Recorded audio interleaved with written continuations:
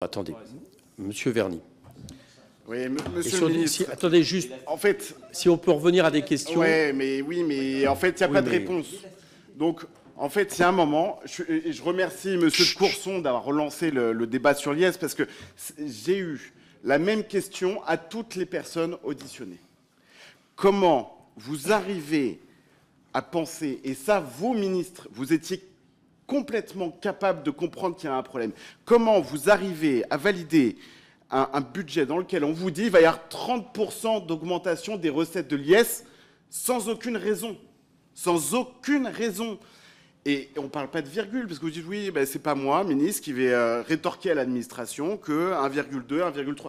On parle de 30%. Donc, vous prenez votre calculette, vous dites, ben, en quoi les chiffres qui me sont donnés semblent bizarres. Et en fait, ça me fait penser un petit peu au... Moi, je ne crois pas au complot. Je crois que, en fait, on est un peu comme avec les start-upers qui présentent leur business plan au fonds d'investissement en disant, voilà, ça va être merveilleux, ça va être extraordinaire, on va faire 150% de croissance.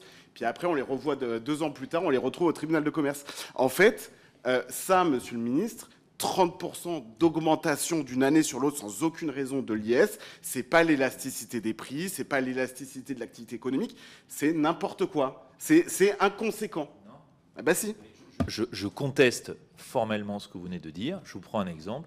Quand on a défendu le PLFG avec les montants sur l'IS, sur l'IACES, les hypothèses dites par le Haut Conseil des finances publiques, hypothèses plausibles.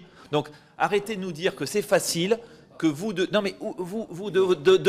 votre expertise, vous expliqueriez à toutes les administrations que non, elles se sont lamentablement trompées.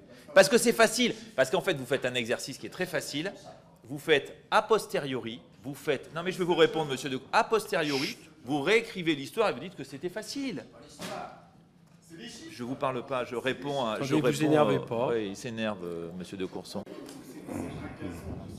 Oui. Sur le HCFP, c'est sur la